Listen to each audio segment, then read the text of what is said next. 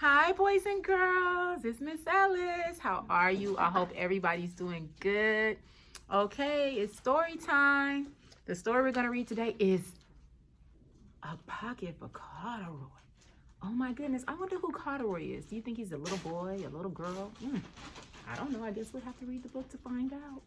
But what are the parts of the book? The front, the back, and the spine. And then you have to look for who wrote the book. And it's Don Freeman. He's the person who wrote this wonderful book we're about to read. Let's go. Late one summer afternoon, Lisa and her mother took their laundry to the laundromat. As always on such trips, Lisa carried along her toy bear named Corduroy. So Corduroy's a what? A bear.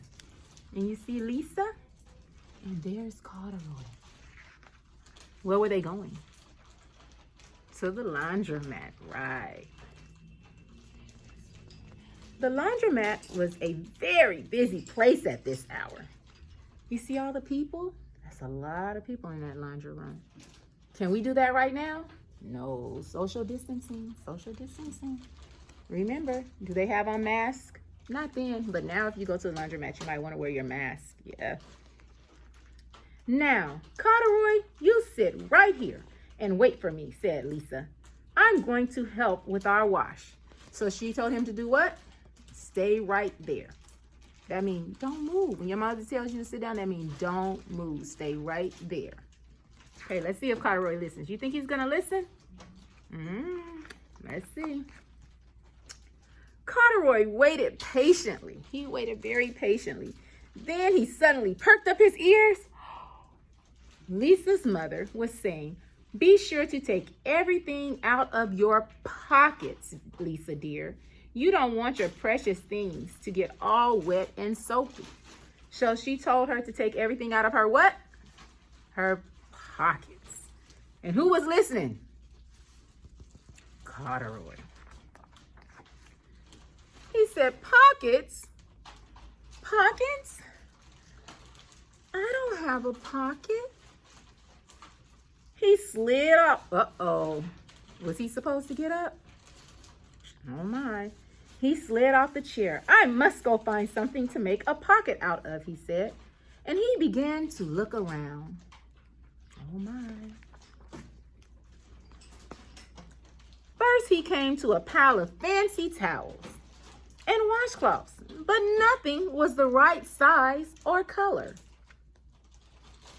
Then he saw a sack of colorful clothes in a laundry bag. There ought to be something in there to make a pocket out of, he said. Would you go in there? It looks really wet in there. It looks really dark in there. Oh, I don't know if he should go in there. Let's see if he went in there. Yes, he did. Without hesitating, he climbed inside the bag, which was filled with pieces of wet laundry. The dampness didn't bother Corduroy in the least. This must be a cave, he said, sighing happily. I've always wanted to live in a dark, cool cave. Is that a cave? It can be, right? It can be a pretend cave. He can pretend that it's a cave. Yeah. When the time came for Lisa to fetch her bear, he was gone. Oh, Mommy, she exclaimed, Corduroy isn't here where I left him. I'm sorry, honey, said her mother, but the laundromat will be closing soon, and we must be getting home. Oh, my goodness. Let's see if they're going to get him and take him home. Lisa was reluctant to leave without Corduroy, but her mother insisted. You can come back tomorrow, she said. I'm sure he will still be here. Does Lisa look happy? How does she look? Does she look happy that she has to leave her bear, her friend, Corduroy? No, I think she's sad. As they left, a young man wearing an artist's beret was taking his wet laundry out of a bag. The very bag Corduroy had discovered. Before he knew it, Corduroy was being tossed together with all the sheets, shirts, shorts, and slacks in the bag. Do you see him? Can you find Corduroy? Do you see him? There he is. He put everything inside the dryer. But just as the artist was shutting the glass door, Corduroy tumbled out onto the floor. How in the thunder did that bear get mixed up in with my things? That's what the artist wondered. Poor Corduroy was damp all over. The least I can do for him is give his overalls a good drying, said the man thoughtfully. He unbuttoned Corduroy's shoulder straps and put his overalls in the dryer.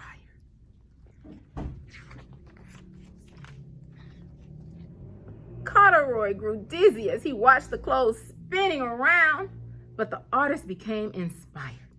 This would make a wonderful painting, he said as he took a sketch pad out of his pocket and began drawing the swirling colors. I can hardly wait to get back to my studio. Finally, the dryer stopped whirling and the man gathered up all the clothes. Then he helped Corduroy put on his warm, dry overalls. All at once, the manager came out of the laundromat, called, "Closing time. Everybody has to get out." They have to get out because it's what? Closed. Es cerrado. Corduroy was gently placed on top of a washing machine. I wonder who that bear belongs to, said the artist as he was leaving. Seems to me he should have his name someplace. He's too fine a fellow to be lost. As soon as the lights were turned off, Corduroy began his search again. He was surprised to see something white glowing in the dark. Maybe it's snow, he said excitedly. I've always wanted to play in the snow. Do you think that's snow? What do you think that is? He accidentally tipped over the open-lidded box and suddenly was covered with soft, slippery snowflakes. Oh my goodness, it was what? Soap. Was it snow? No, but can he pretend that it's snow? Yes, he can pretend. Gradually, Corduroy began to slip and slide. Oh, what fun, he said with a smile. I've always wanted to ski down a steep mountain.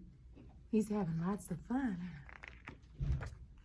Uh-oh, I wonder what happened. Let's see. He landed paws first in an empty laundry basket. This must be a cage, he said, peeking through the bars. I've never wanted to live inside a cage like a bear at the zoo. Do you want to be in a cage like that, locked up? No, he said he never wanted to be like that. But by now, Corduroy felt drowsy, which means he felt what? Sleepy. And soon he nodded off and went to sleep. The next morning, when the manager came to open the door of the laundromat, there was Lisa waiting. I left something here yesterday, she explained. May I look around? Certainly, said the manager. My customers are always leaving things. What did she leave? What did she go to get? Yeah, her bear. Lisa was searching under the chairs and in the back of the washing machines when she heard the manager call her. Is this what you're looking for, señorita?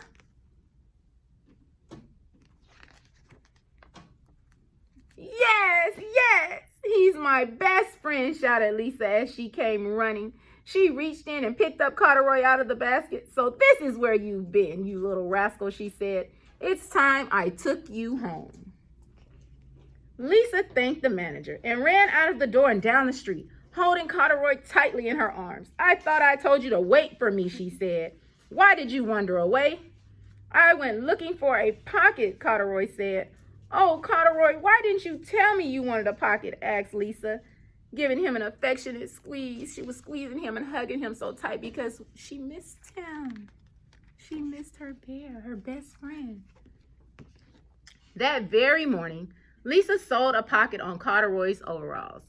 And here is a card I've made with your name on it for you to keep tucked inside, she said.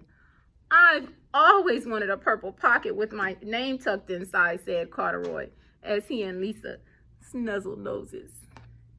They gave a nose kiss. nose kiss. The end. Okay, boys and girls, it's that time. It's time for you to get you a paper and a pencil or some crayons, and I want you to draw a picture of Corduroy, and I want you to give him a pocket. Okay, can you do that? All right. Sending hearts, hearts.